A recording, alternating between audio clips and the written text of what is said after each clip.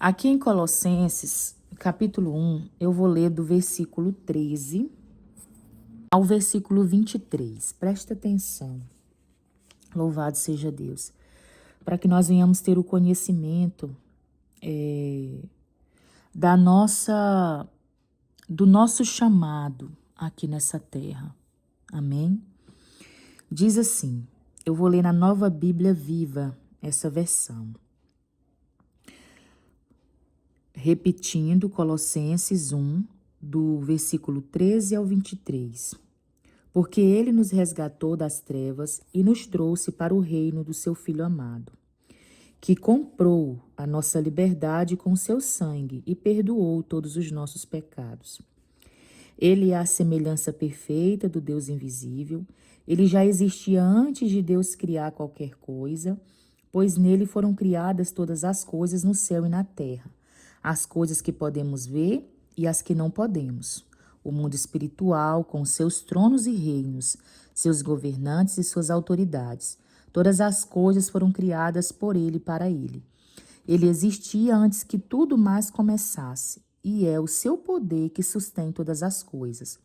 Ele é a cabeça do corpo, que é a igreja. Ele é o princípio e o primeiro a levantar dentre os mortos, de modo que ele é primeiro em tudo. Porque Deus queria que a plenitude estivesse em seu Filho. Foi por meio do seu Filho que Deus reconciliou consigo todas as coisas no céu e na terra, pois a morte de Cristo na cruz trouxe para todos a paz com Deus através de seu sangue. Isso inclui vocês, que antes estavam separados de Deus, vocês eram inimigos dele e o odiavam e estavam separados dele pelos seus maus pensamentos e ações. Contudo, agora, ele fez vocês voltarem a ser seus amigos, por meio do seu próprio corpo, através da morte, e agora, como resultado, Cristo trouxe vocês à presença do próprio Deus. E vocês permanecem firmes diante dele, nada mais havendo contra vocês, isto é, livres de qualquer acusação. A única condição é que vocês creiam inteiramente na verdade, ficando firmes e seguros nela, fortes no Senhor, convictos do evangelho de que Jesus morreu por vocês, e nunca vacilando na confiança nele como Salvador. Esta é a notícia maravilhosa que chegou a cada um de vocês, e agora está se espalhando pelo mundo inteiro. E eu, Paulo, me tornei ministro deste evangelho. Observe bem. O versículo 13 vai dizer que ele nos transportou, porque ele nos resgatou das trevas e nos trouxe para o reino do seu Filho amado. Antes, eu, Francisca, eu estava morta nos meus pecados e delitos. Eu vivia nas trevas. Eu vivia cega espiritualmente, certo? Eu era inimiga de Deus no entendimento pelas minhas más obras, pelas minhas más ações. Porque o versículo 21 diz, e isso inclui vocês que antes estavam separados de Deus. Vocês eram inimigos dele e o odiavam, estavam separados deles pelos seus maus pensamentos, pelas suas ações. Então, eu era inimiga de Deus no entendimento pelas minhas más ações. Então, eu vivia nas trevas, eu andava em trevas, certo? Eu não tinha a luz de Deus diante dos meus olhos. Então, a consequência disso era que o caminho que eu estava percorrendo aos meus olhos, porque também está escrito que há caminhos que aos olhos do homem parecem bons, mas o final é morte. Certo? Então, eu estava em um caminho que aos meus olhos era reto, era um caminho bom. Por quê? Falando da vida moral, eu nunca matei ninguém fisicamente, certo? Eu estou falando agora de uma vida que eu levava sem Cristo, que eu não tinha o entendimento da palavra, eu não tinha o conhecimento de Deus. Então, aos meus olhos humanos, aos meus olhos físicos, na questão da vida moral diante da sociedade, uma vida sem Cristo, eu nunca havia matado ninguém fisicamente, glória a Deus. Então, algumas coisas que eu fazia, no meu entendimento, não eram coisas que me levariam à prisão, a uma prisão física, né? Porque parte da sociedade, parte da humanidade, grande parte da massa popular praticavam ou praticam os pecados a qual eu estava preso outrora, certo? Então, para mim, não era nada demais, porque o que que eu fazia? Eu mentia, eu estava em fornicação, eu falava mal dos outros, negava o Filho de Deus, né? Bebia, bebida alcoólica, né? Então, eu praticava obras que, aos meus olhos, no meu entendimento, grande parte da população faz. E que esses pecados não eram dignos de uma morte física, que por conta disso eu não sofreria uma condenação terrena. E sobre a condenação por parte da palavra daqueles que não aceitam a Jesus, né, como está escrito, que Deus amou o mundo de tal maneira que deu seu Filho unigênito, para que todo aquele que nele crê não pereça, mas tenha a vida eterna. Então, aquele que não crê no Senhor Jesus, esse está condenado. Então, eu não tinha esse entendimento e esse conhecimento que eu estava em uma prisão espiritual e por conta das minhas más obras, eu era inimiga de Deus no entendimento. E a consequência disso seria a condenação eterna. Eu não tinha esse conhecimento, certo? Então, o Senhor, pela sua misericórdia, louvado seja Deus, e creio que por conta das orações dos seus santos, porque hoje eu tenho pessoas na minha parentela que servem a Deus, mas olhando para trás, houve um servo em específico, quando eu era criança, que eu tinha aproximadamente entre 10 e outros anos, que eu não me recordo exatamente qual que era a idade que eu tinha, mas eu era mais ou menos nessa faixa. E eu lembro desse servo de Deus, ele ir até a cidade onde eu morava, juntamente com parte da minha família, e lá ele pregar o evangelho, e ele ficar dias lá, e depois eu ter conversado com uma outra parente minha que era mais avançada em idade, e ela falar que ele jejuava, que ele orava, que ele passava madrugadas orando, e que ela cria que era por nós, né? Então eu creio que pela misericórdia do Senhor, pela oração dos seus santos, a graça dele nos alcançou, a graça do Senhor me alcançou, né? E nessa época também tinha vizinhos ali próximo à minha parentela que também serviam ao Senhor e que em algumas ocasiões me levavam para a igreja, eu criança ainda, né? Louvado seja Deus. Então, a misericórdia de Deus me alcançou, certo? A misericórdia de Deus me alcançou. E aí depois eu saí da minha terra, de onde eu morava, da minha cidade, do meu estado, e vim para um outro estado, que foi através de chegar aqui nesse outro estado, foi que o Senhor se apresentou para mim, né?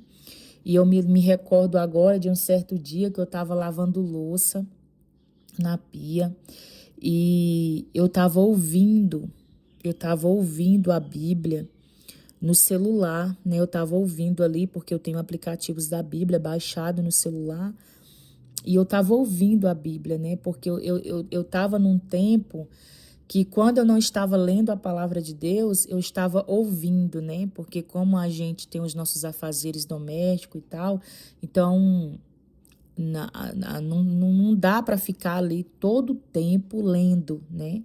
Então eu colocava a Bíblia para ouvir. Eu me recordo de um dia o Senhor ministrar para mim através de eu estar ouvindo a Bíblia, né? Que Ele era o Deus que havia me tirado, né? Da terra, da minha terra, né?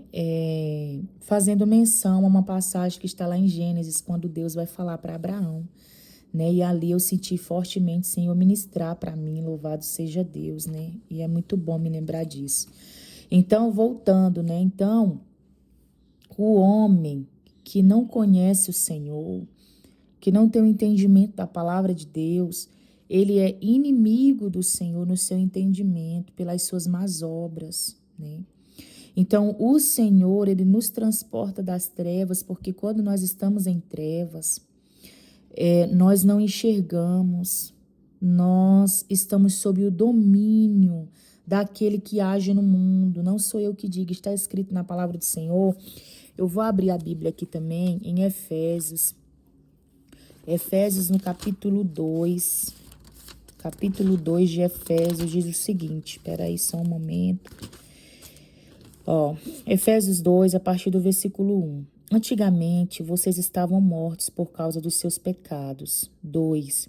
Seguiam a multidão e eram iguais a todos os outros, cheios de pecado e obedientes à ordem deste mundo e ao poderoso príncipe do poder do ar, que está operando agora mesmo no coração daqueles que vivem em desobediência ao Senhor. Todos nós costumávamos viver entre eles, manifestando pelas nossas vidas o mal que havia dentro de nós e fazendo todas as coisas ruins para as quais as nossas paixões ou os nossos maus pensamentos pudessem nos arrastar. Estávamos debaixo da ira de Deus, tal como todos os demais. Tá vendo? Então, você que se encontra em uma vida onde você não reconhece a palavra de Deus como sendo a sua regra de fé e prática, não siga os seus maus pensamentos que te diz. A Bíblia foi escrita por homens. A Bíblia é algo que é só para te prender, que é só para te prender em uma religião. Isso é mentira de Satanás. O diabo, que é inimigo de Deus, ele não quer que você tenha o conhecimento do Salvador. Ele não se importa que você ouça falar no nome de Jesus, que você ouça falar no nome de Deus, ou que você professe palavras como: eu tenho fé em Deus, eu tenho Deus no meu coração.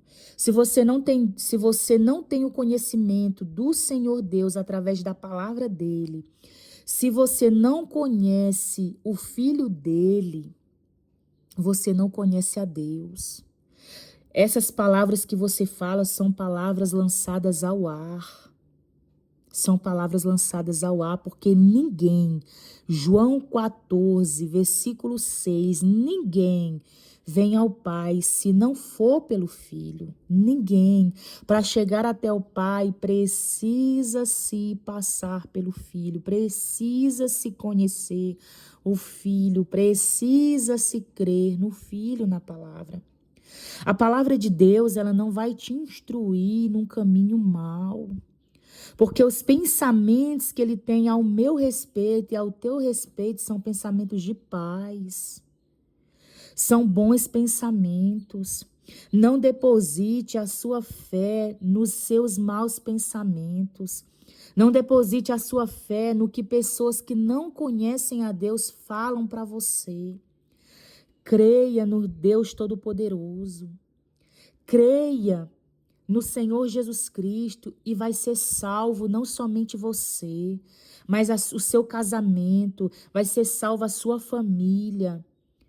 Vão ser salvos em Cristo Jesus. Tome a sua cruz, não tenha vergonha de Cristo Jesus. Ele veio a este mundo para nos resgatar. Você que está ouvindo essa mensagem neste momento, eu não sei qual é o alcance dessa palavra. Eu não sei qual é o alcance dessa mensagem. Mas eu creio que as palavras que eu estou falando aqui, que foram faladas, são palavras de vida eterna. Pois as palavras do Senhor são espírito e vida. O Espírito é o que vivifica. O que vivifica são as palavras de Deus. A carne para nada aproveita. A vaidade deste mundo para nada aproveita. para nada aproveita. Mas as palavras do Senhor Deus, essas palavras que o inimigo tem lançado na mente de muitos, que são meramente palavras de homens, essas palavras são que dão vida, porque Satanás sabe que se você não crer na palavra de Deus, você é morto espiritualmente. Você é um morto vivo e ele luta com você e vence todas as lutas, porque você não crê no Deus verdadeiro, você não crê em Jesus Cristo. Porque a Bíblia diz, eu repito o que eu falei no início desse áudio, porque Deus amou o mundo de tal maneira que deu seu Filho unigênito para que todo aquele que nele crê não pereça, mas tenha vida eterna. É crer em Jesus Cristo.